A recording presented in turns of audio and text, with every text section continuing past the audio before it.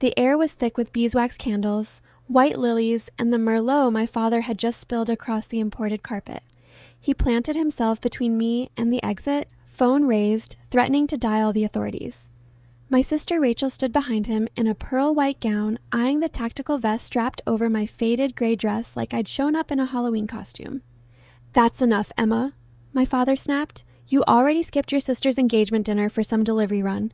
Now you show up armed, wreck the driveway, and start barking orders in another family's house. Something is wrong with you." 25 guests stared at me under the glow of the chandelier. Outside, my armored black SUV sat running beside 2 government convoy vehicles. Inside that SUV, the Secretary of Defense was waiting for me to clear the building before I brought him through the front door. My father had no idea. He believed I hauled grocery boxes for a living. "Drop the weapon," Richard Ashford ordered.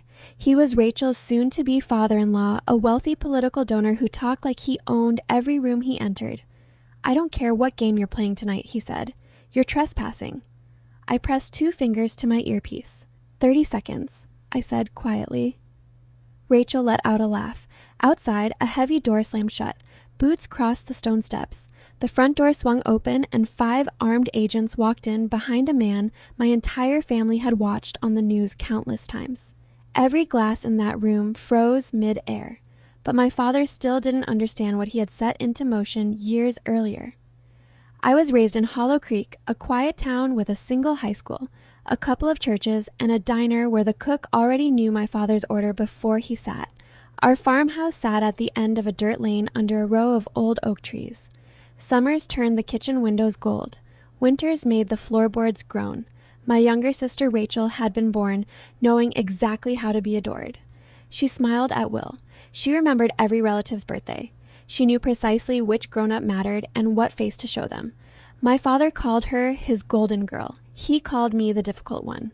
When I was 12, I spent 5 weeks constructing a balsa wood bridge for the regional science fair, testing every joint with sinkers borrowed from his tackle box. The night before judging, he set Rachel's costume trunk right on top of it. The main beam cracked in half. He looked at the wreckage, then at me. "Should have kept it somewhere safer," he said. Rachel took home a ribbon that same weekend, and he mounted it beside the TV. My rebuilt bridge earned first place, but the certificate stayed folded inside my backpack until the paper yellowed. My mother was the one person who noticed the little things. She packed pear slices in my lunch because she remembered I couldn't stand apples.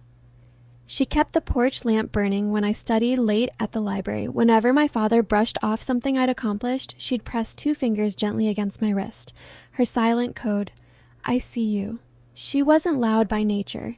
She'd learned to survive him by softening every word before it left her mouth.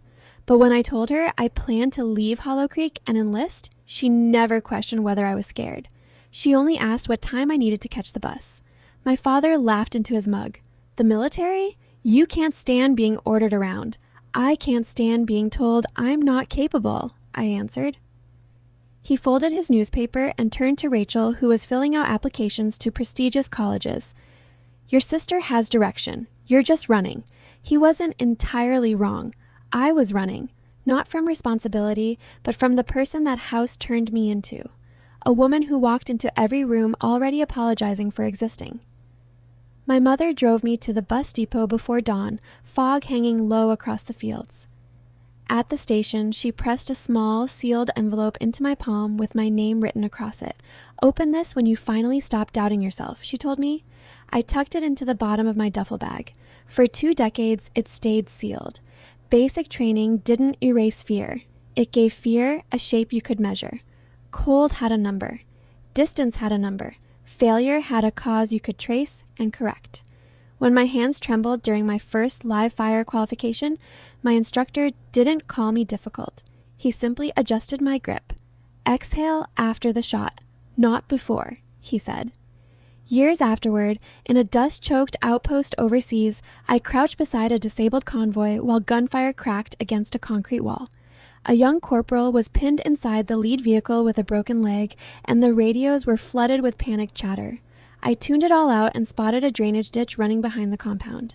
I guided 2 soldiers through it, reached the vehicle from its blind side, and pulled the corporal free moments before the fuel line caught fire. Colonel Marcus Reed found me afterward, sitting on a supply crate with my sleeves soaked dark, holding pressure on the wound. You saw the one way out everyone else missed, he told me. That became the shape of my entire career. I never rose because I was the toughest person in any room. I rose because I could stay steady inside chaos long enough to find the way through it. I worked across intelligence, special operations support, and interagency security coordination. I built evacuation routes for embassies, planned convoy security for diplomats, learned to read a city like a living map. By 41, I held the rank of colonel, serving as the Army's senior liaison to a Federal Protective Operations Division. My name showed up on classified paperwork my family would never see. My face never did. The secrecy made their misunderstanding effortless, and Rachel made it permanent. When I escorted a delegation through the Middle East, she told relatives I was chauffeuring officials between hotels. When I spent half a year coordinating a classified evacuation network, she said I worked in freight shipping. When I showed up for Christmas, driving an unmarked pickup issued through a protective mobility program, my father simply decided I become a courier. I corrected him once. He looked bored. I never bothered again. My mother passed while I was stationed overseas. A storm had grounded flights across half of Europe, and by the time I made it back to Hollow Creek, the funeral flowers had already started to wilt at the edges. My father met me on the porch. "You always choose the job," he said. I didn't answer. He never told me whether she'd asked for me at the end. Rachel claimed she'd been too sedated to speak. I carried that uncertainty into every briefing room, every hotel corridor, every silent hour before sunrise afterward. The sealed envelope stayed locked away in a metal box in my closet. Everything I'd trained for, everything I'd survived, was only preparation for a room I hadn't walked into yet. The night before Rachel's engagement dinner, she called while I was cleaning my sidearm at the kitchen counter, the smell of solvent sharp in the air, the slide and spring laid out neatly on a mat. She appeared on my screen in a silk robe, one hand under a blow dryer. "You're still coming tomorrow, right?" "Yes." "And you still have that gray dress from Aunt Diane's funeral?" "I do." "Wear it. The black suits make you look too severe." I glanced toward my uniform hanging in the closet. "It's faded," I said. "That's fine," she replied. "It reads as humble." She said the word like she was handing me a gift. Then she told me not to park my truck anywhere near the Ashford estate. Their street had standards. "Leave it a few blocks away," she said, "so nobody mistakes you for a contractor. And if anyone asks what you, just say logistics. Don't get into the boxes or the driving part." Richard's father used to advise senators. "These people won't understand gig work." "I'll keep it short," I told her. "Good," she said. "Just blend in." After the call, I reassembled the pistol piece by piece until everything clicked back into place. The next morning, before the dinner, my unit received a foreign asset arriving under heavy protection. Sleet cut sideways across the tarmac as I led the convoy through 2 security checkpoints and delivered the asset into federal custody without incident. Colonel Reed, now stationed at the Pentagon, met us at the hangar. "Still spotting the exits nobody else sees," he said. My phone buzzed before I could respond. A text from my father asking me to swing by the wholesale club since my truck had room for cases of soda. No question about where I'd been. No question about whether I was exhausted. I bought the soda anyway. At Rachel's apartment, she stood in the doorway in a robe with fresh manicure, watching me carry every case inside. "Lift them," she warned. "Don't drag them across my floors." My boots had crossed scorched roads and embassy courtyards. In her living room, they were just dirty. That evening, I parked where she'd instructed and walked under the maple trees in the faded dress. The Ashford estate glowed behind wrought iron gates. Valets shuffled luxury cars while a guard eyed my shoes and pointed me toward the service entrance. "I'm a guest," I told him. He checked the list twice before waving me through. The house smelled like money. White lilies filled crystal bowls. A string quartet played near the staircase. The women wore pastel silk and understated diamonds. I stood out like a smudge in an otherwise perfect photograph. Rachel gripped my arm. "Please, don't be strange tonight," she whispered, steering me toward Richard and his wife, Diane. Diane's gaze traveled from my messy hair down to my scuffed heel. "We hear you travel," Richard said. "Driving deliveries cross-country, is it?" "Secure logistics." Rachel cut in with a laugh. She means packages. Emma likes the open road. No office, no structure. Diane offered a thin smile. Not everyone's built for ambition. My father joined us holding a glass of wine. For one moment, I thought he might correct them. Instead, he shook his head. We tried pushing her toward community college, nursing, bookkeeping, anything stable. She's always chosen the hard road. Rachel's friends drifted closer. One asked if I kept the meal kits when customers didn't answer the door. Another wondered if delivery work came with dental coverage. My father laughed along with all of them, louder than anyone. Richard set a heavy hand on my shoulder. Society needs people like you, he said. The hands and feet. Not everyone can lead. Knowing your place is its own kind of wisdom. His fingers pressed through the cheap fabric of my dress. I stared at the wine in my father's glass and thought of the broken bridge, the folded certificate, my mother's fingers against my wrist. I see you. I said nothing. If you've ever sat quietly while your own family explained you to strangers like your life was a disappointment they'd simply learned to tolerate, you understand why silence can cut deeper than any argument. Drop a comment below with the words, "I know who I am." Sometimes we need to say it somewhere someone will actually hear it. My secure phone buzzed once inside my clutch, a single long pulse. Code red. I stepped into the hallway and answered. The secretary's motorcade had been struck along the interstate. The lead vehicle was disabled, the route compromised. My armored truck was the nearest hardened transport available. I had 4 minutes. I crossed the reception room just as Richard lifted a spoon to begin his toast. My father stepped in front of the door. "Where do you think you're going?" "Work," I said. "Rachel's about to cut her cake. I have to leave." He raised his voice until the music cut out. What could possibly matter more than this? For once in your life, choose this family over some delivery. Heads turned toward us. Rachel's expression hardened. "Walk out that door and don't bother coming back." I looked between them both. "The client can't wait," I said. My father let out a bitter laugh and stepped aside. "That's exactly why you'll always be exactly where you are," he said. I left without my coat. The cold hit my bare arms as I sprinted several blocks in worn heels, reached the truck, and yanked the tactical vest over the dress. The engine roared to life. Minutes later, hidden lights flashed behind the grill as I cut across the median onto the highway. Smoke hung above the stalled traffic. The secretary's limousine sat wedged between 2 wrecked vehicles, its windshield spider-webbed with impact. Local police pushed bystanders back, while protective agents formed a wall around the rear door. An officer moved toward me. "Ma'am, stay in your vehicle." I flashed my credentials. "Colonel Emma Whitfield, Federal Protective Liaison. Expand the perimeter now." His hand dropped from his holster. "Yes, ma'am." The lead agent recognized me instantly. "Whitfield, we need a hard extraction." "You're it." I reached the limo and tapped the signal against the reinforced glass. The secretary opened the door himself, tie loosened, a secure case clutched to his chest. When he saw me, his shoulders relaxed. "They told me support was coming," he said. "Nobody mentioned it'd be you." "We're moving, sir." "I trust your route," he replied. Those 4 words landed somewhere inside me my own family had never reached. I moved him into the truck under cover, cut through the breakdown lane, and scanned for the nearest secure location. The extraction convoy was still 10 minutes out. We needed walls, controlled access, room enough for a temporary perimeter. The Ashford estate sat 3 minutes away. Fate doesn't always deliver justice. Sometimes it just delivers you back to the address you just fled. I drove through the open gate and stopped across the front steps. Valet scattered. I told the secretary to stay put while I cleared the house. Inside, Rachel was still telling guests how unstable I'd become. She froze when she saw the vest and the holstered weapon. "You have the nerve to come back?" "Clear the foyer," I said. Richard stepped forward. "This is my house. It's now a temporary federal security site," I told him. He reached for his phone. "I'm calling the police." My father blocked the doorway and ordered me to lower the weapon, said I'd embarrassed the family enough, said my mother would be ashamed to see me playing important. That was the cruelest thing he'd ever said to me. My hand found the sealed envelope tucked in my vest pocket. I'd slipped it in that morning without knowing why. After 20 years, I'd finally decided I'd open it once the night was over.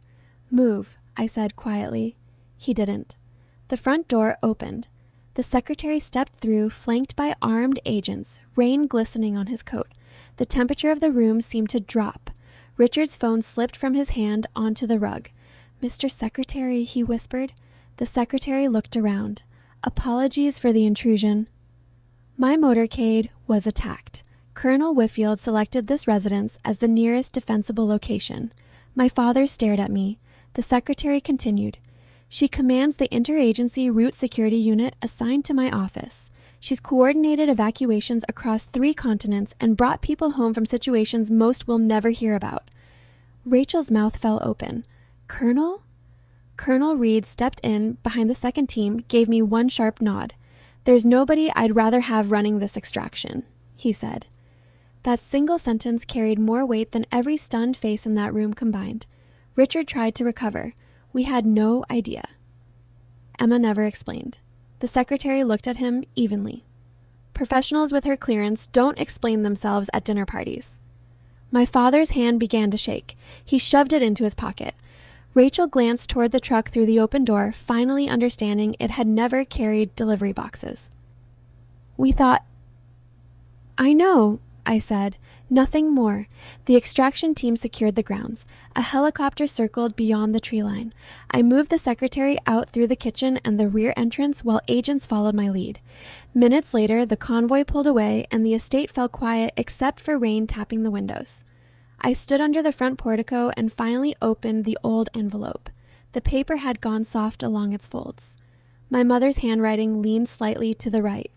"Emma, your father believes strength means making a room obey him. I believe strength means knowing exactly who you are even when the room refuses to see it. You notice what others overlook. You protect people before they even know they're in danger. You've done that since you were a little girl. One day this family may try to make you feel small simply because your life doesn't resemble theirs. Don't argue with them. Don't shrink for them. Go wherever your steadiness is needed most. I am so proud of the woman you've become. Always, Mom." I read it twice. My father stood a few feet away, recognizing the handwriting. "She wrote that before you left?" "Yes." His expression shifted. Not dramatically, just settled, like something inside him had finally grown too heavy to carry. "I didn't know," he said. "You never asked," I answered. Rachel came outside barefoot, rain darkening the hem of her gown. "Emma, we can fix this." I folded the letter along its worn creases. "You didn't lose me tonight," I told her. "You lost me slowly." Then I walked to my truck. In the months that followed, my family tried apologizing in every form they knew. Rachel sent long messages insisting she'd only repeated what she believed to be true. Richard invited me to a private dinner, addressing me as Colonel in every sentence. My father left 3 voicemails that opened with pride and closed with excuses. I didn't punish any of them. I also never stepped back into the role they'd built for me.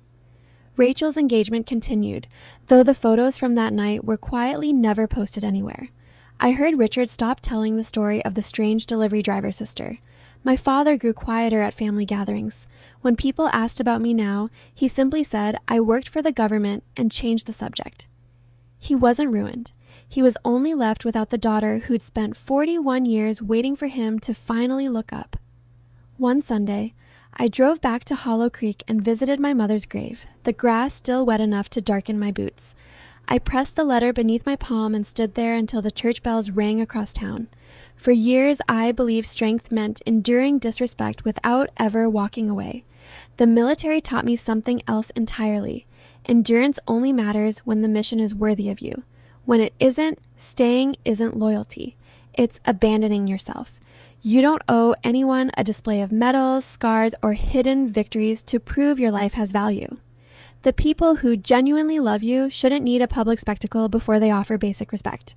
My family only learned who I truly was because a powerful man walked through their door and said it out loud, but my mother had known long before the rank, before the uniform, before anyone ever saluted me. And somewhere beneath all those years of silence, I had known it too. If you've ever been reduced to a single word in someone else's story, failure, burden, disappointment, nobody, remember this: their description was never your identity. Tell me where you're watching from and leave the words "I won't shrink" in the comments below. Stories like this one aren't rare. They're just hidden behind ordinary doors, waiting for someone to stop apologizing and finally walk through.